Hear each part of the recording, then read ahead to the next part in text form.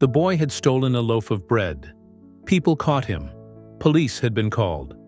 The shop owner only wanted his bread back, but when he looked closely at the boy's face, he froze. Not out of anger, not out of pity, but because he saw something that made his heart ache. Something that would change his life forever. Hit subscribe and don't miss the stories that still restore our faith in humanity. It all began on a freezing January morning in a low-income neighborhood on the outskirts of Portland, Oregon. Harper's Oven, owned by Benjamin Harper, had stood for over 30 years. A tiny corner bakery where the smell of fresh bread and the memories of childhood blended together. Brick walls faded by time. A wooden sign weathered by rain. Foggy windows that glowed every winter morning, because inside, it was always warm. Benjamin, 68, was a strict man with quiet dignity. He had lost his wife early, had no children, and no family left. His world revolved around flour, ovens, and good morning greetings. He believed, hunger can push people to the edge, but a warm loaf can bring them back. That morning, just as he pulled the first tray of bread from the oven, the bell above the door jingled softly, but no one walked in. A few seconds later, he heard a small noise near the shelf. A loaf had gone missing.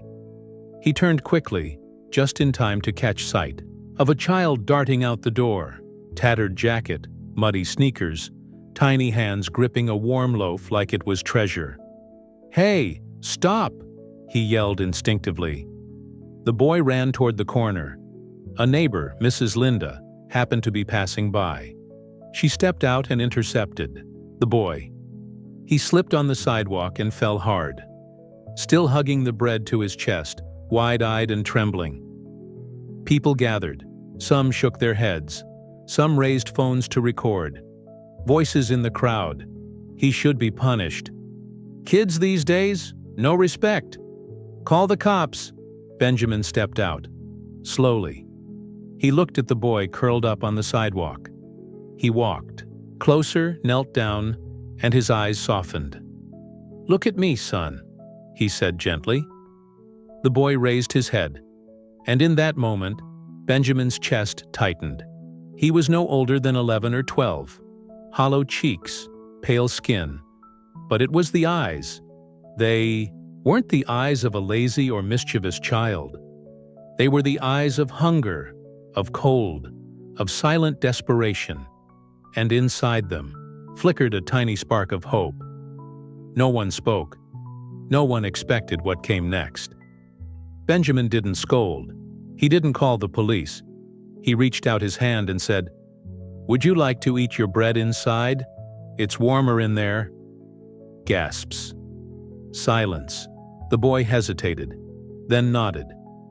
The little bakery fell silent as Mr. Benjamin and the boy stepped inside. Outside, the rain kept tapping gently on the tin roof. Benjamin pulled out an old wooden chair and gestured for the boy to sit. Then, he poured a cup of hot cocoa and placed it gently in front of him. "Eat up. You look like you haven't had a proper meal in days." His voice was no longer that of a shopkeeper. It was the voice of someone who understood what it meant to have nothing. The boy hesitated for a moment, then brought the bread to his mouth. He didn't devour it. He didn't act like a desperate thief. He simply ate, like a child trying to hold on to the last bit of dignity he had left. Benjamin watched him in silence. And in the boy's eyes, he saw himself. 50 years ago, an orphan kid standing at a bus stop in the snow, pockets empty, no home to return to. He didn't ask the boy's name, didn't ask about his parents. He simply let him eat, in peace.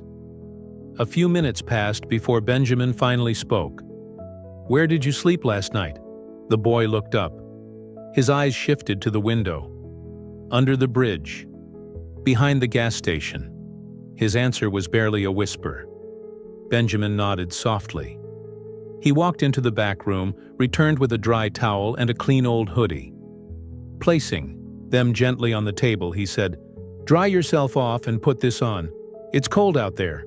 The boy looked at him again, this time not with fear, but surprise and gratitude. "Thank you, sir," he said quietly. It was the first time.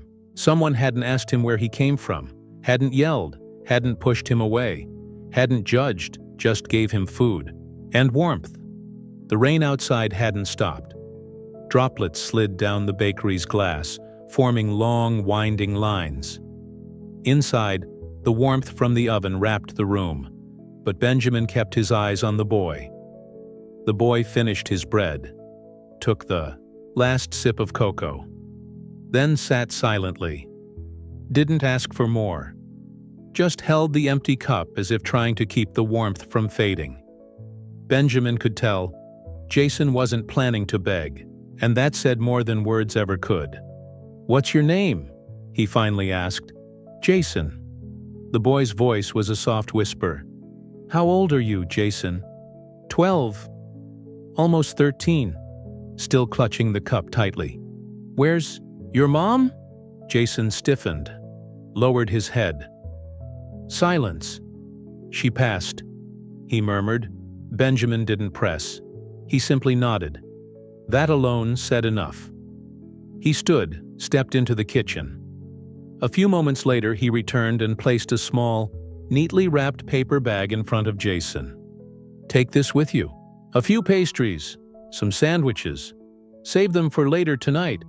Jason looked at the bag, then at Benjamin. "I don't have any money," he mumbled. "I know," Benjamin replied with a soft smile. "I'm not selling, I'm giving." Jason's eyes began to redden. "But why are you being nice to me?" I stole from you." Benjamin sat down again, his expression calm. "Jason, I've been hungry before. I've been cold. I've stolen. I've been judged. But one day, someone helped me. They didn't ask questions, didn't want anything back. They just handed me a loaf of bread and said, 'I believe you'll do better.' And that changed everything." The room fell quiet. Jason bowed his head. A single tear dropped onto the table. Quiet, but real. Benjamin stood, walked to the front, and hung a freshly laundered hoodie near the door. "If you don't have a place to sleep tonight, I've got a long bench in the kitchen. It's warm, dry, and no one will bother you." Jason's eyes widened. "Really? I can stay?" Benjamin nodded. "As long as you don't steal anything else." He grinned gently. And for the first time, Jason smiled too. Small, fragile, but genuine. That night, Jason slept on the long wooden bench in the bakery's kitchen, wrapped in soft yellow light and the faint scent of freshly baked dough that lingered in the air. Benjamin had laid out a thin blanket, a pillow, and a warm glass of water for him. No lectures, no questions. Sleep. "It's safe here," Benjamin said simply, then turned and walked away, leaving Jason with the most peaceful silence he had known in months. Jason lay there, eyes wide open, staring at the wooden ceiling. For the first time in ages, he wasn't curled up from the cold, wasn't startled by sirens, wasn't afraid of being kicked out from under a bridge or behind a gas station. He placed his hand over his chest, where that loaf of bread had been just the morning before. It wasn't just food, it was the first chance someone had given him. The next morning, Benjamin was up before dawn, kneading dough at 4 a.m. He didn't wake Jason, just let him sleep. But by 6:15, the boy appeared in the kitchen, blanket in his arms. "Is there anything I can help with?" Jason asked, a little shy. Benjamin looked at him, then nodded. "Wash your hands first. Then I'll show you how to wrap the pastries." And just like that, Jason started his first morning as an unofficial apprentice. He fumbled, dropped flour, wrapped paper unevenly. But his eyes lit up, bit by bit, with every task. Benjamin didn't scold. He guided patiently. And now and then, he even chuckled when Jason spilled water or got butter on his nose. Mrs. Linda, the neighbor from the day before, came in around 8 a.m. as usual. She paused slightly when she saw Jason behind the counter, wearing an apron, clearly nervous. "Oh? Got yourself a new helper today?" she asked, glancing at Benjamin. "Yep," he replied, still rolling dough. "Just temporary, but he learns quick." Jason flushed. But not from shame. It was the kind of blush that comes from belonging. For the first time, he felt like maybe, just maybe, he was part of something. In the days that followed, Jason stayed at the bakery. At first, just in the mornings, wrapping pastries, wiping counters, taking out trash. Then, little by little, he started waking up early on his own, mixing dough, sweeping floors, even learning how to slice apples for pie filling. Benjamin never brought up the past. He just taught the boy patiently, like Jason was some long-lost grandson he didn't know he needed. Jason worked hard, never complained, never asked for anything. Only sometimes he'd pause by the window, his eyes distant, lost in thoughts that never made it to words. Then one evening after closing the shop, Benjamin finally asked, "Jason, I won't force you, but if you're ready, I'd like to hear your story." Jason was wiping down the tables when he froze. He didn't speak at first. He just stood there, cloth in hand, unmoving. Then slowly he sat down. "My mom and I used to live in a tiny apartment near the train station," he began. "She worked as a waitress. The pay wasn't much, but we got by. I never knew my dad. She never talked about him." Benjamin simply nodded, letting the boy talk. "She had this cough for weeks. Then it got worse. She started coughing up blood. But she wouldn't go to the doctor. Said she couldn't afford to miss work." Jason looked up. His eyes shimmered. "I still remember her holding my hand at the hospital. She apologized for breaking her promise. She said she couldn't take me out for my 13th birthday after all." Benjamin reached over, gently touched the boy's hand. He said nothing, but his silence carried the weight of understanding. "After she died, they placed me in a temporary shelter, but no one really cared there, so I left. And since then, it's just been me." The small bakery room suddenly felt wider, quieter. Benjamin stood, poured Jason a glass of water. "How long have you been on your own?" "Almost 2 months." "No one's come looking for you?" Jason shook his head. "No one." After that night, Benjamin didn't ask any more questions. But the next morning, something quietly changed at the bakery. A corner in the back room was cleared out. An old foldable bed was set up. Next to it sat a small table with a night lamp, a few comic books, and a brand new winter coat. Jason stood frozen, staring at it, not sure if it was real. "You need a place to sleep, not the floor," Benjamin said casually, "and a proper coat." Jason didn't say a word. But when Benjamin turned around, the boy quietly pulled the coat toward him, hugging it like it might disappear. A week later, a small sign appeared on the front door of the shop. "New assistant, Jason. Age 12, good at wrapping, great smile, drops less stuff than before." Customers chuckled every time they read it. Jason smiled too, though his cheeks turned red the first few days. People began to recognize him. Mrs. Linda brought him apples now and then. The plumber always handed him a lucky penny when he came by, and something strange began to happen. Jason seemed to grow, not in size, but in spirit.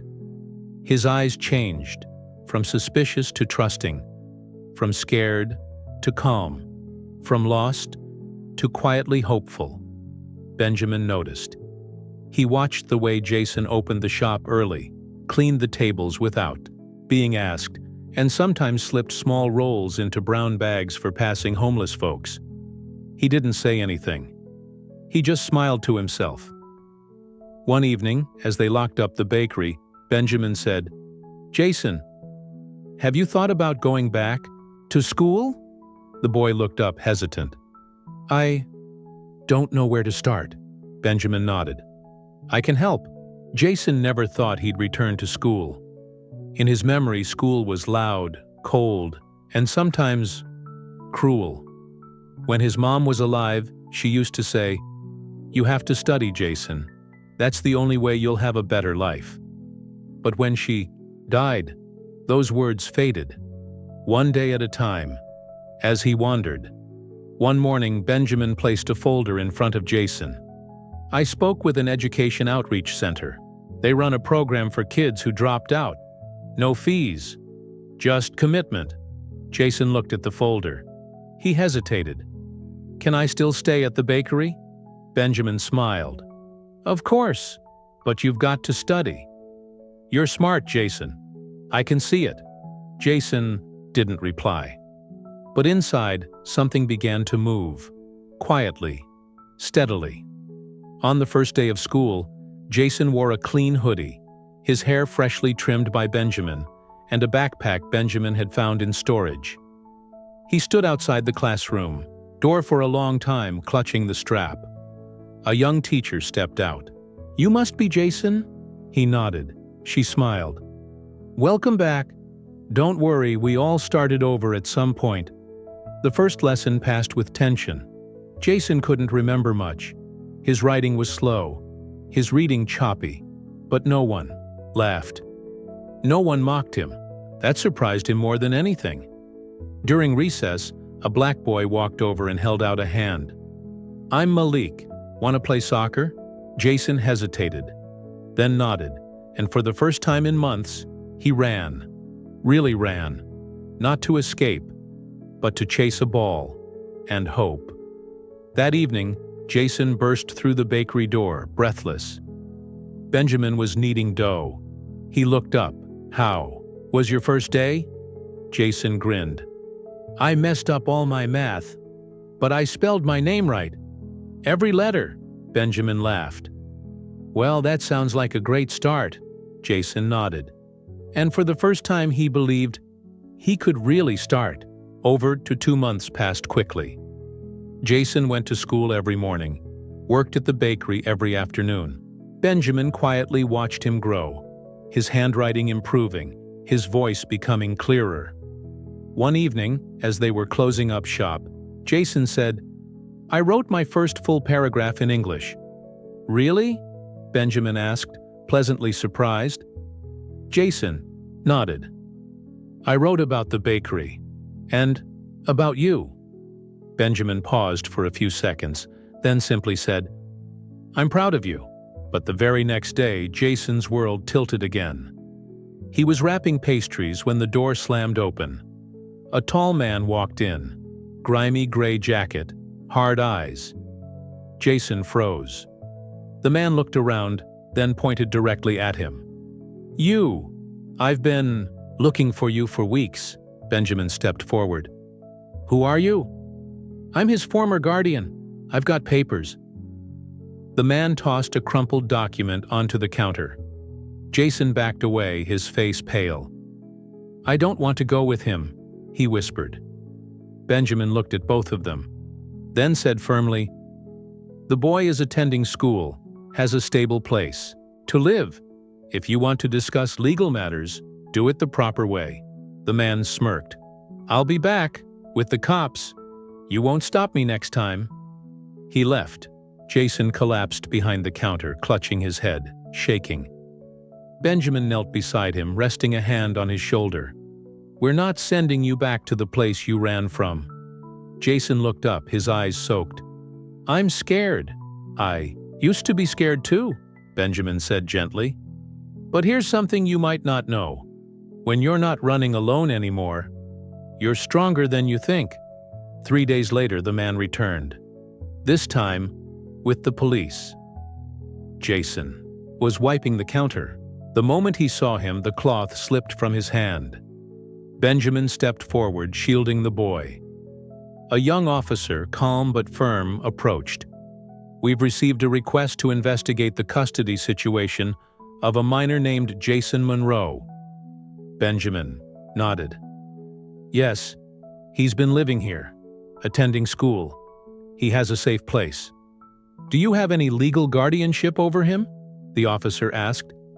Benjamin paused. "No, but I've taken care of him for 3 months now." and I'm willing to become his legal guardian." Jason stared at him, speechless. The former guardian scoffed. "You think it's that easy?" But the officer raised a hand. "We'll open a file and notify the court. In the meantime, the boy may remain here, assuming no immediate threat exists." Jason clung tightly to Benjamin's sleeve. 2 weeks later, they stood in court. Benjamin, in an old suit. Jason in a white shirt, his steps small but brave. On the stand, Benjamin told the whole story. From the day Jason stole a loaf of bread, to his return to school, his work ethic, his growth. The judge, a silver-haired woman, with a kind but steady gaze, listened in silence. Then she turned to Jason. "Do you have anything to say?" Jason stood. His voice trembled, but his eyes were steady. "I'm not asking to be forgiven for stealing. I'm just asking to stay in the first place that made me feel human." The courtroom went completely still. And then, something no one expected. The judge smiled. "I don't care who you were. I care who you're becoming." She signed the papers. And from that moment on, Benjamin was officially the legal guardian of Jason Monroe. By the following spring, Harper's oven had never felt warmer. The shop buzzed with laughter and the smell of fresh bread. Jason, now an inseparable part of the bakery, stood behind the counter, apron on, calling out orders with a confident voice that no one would have recognized from the timid boy a year before. In the back, Benjamin was slicing apples for a new pie batch. He looked older, grayer, but his eyes sparkled more than ever. One of Jason's teachers walked in. Jason was selected to give a speech at the special program graduation, she smiled. "He wants to talk about bread." Benjamin laughed. Jason blushed. At graduation, Jason wore a white shirt, standing before the crowd, microphone in hand. He looked out, took a deep breath. "A year ago, I stole a loaf of bread. I thought it was a small, shameful act. But for me, it was a knock on a door. And the person who opened it wasn't a cop. It was a bakery owner who didn't ask why. He just said, 'You hungry? Come in. It's safe here.'" Jason paused. His eyes found Benjamin in the crowd. "He didn't give me money. He gave me something more valuable. A chance." After the speech, people came to shake Benjamin's hand. Jason was offered a spot in a full-time academic program that fall. That night, the two sat behind the bakery, sipping warm tea. Jason asked, "What if, that day, you had just called the cops?" Benjamin paused for a long moment, then said, "Then right now, both of us would be a lot lonelier." Jason smiled. A real smile, without fear, without flinching. A stray dog passed by. Jason tossed him a piece of bread. "It's funny, just a loaf of bread. But sometimes an entire life begins from that." Benjamin nodded. "And the strangest part? I didn't save you, Jason. You saved me from a life of silence." Sometimes miracles don't start with light. They start with a small act of kindness people thought meant nothing.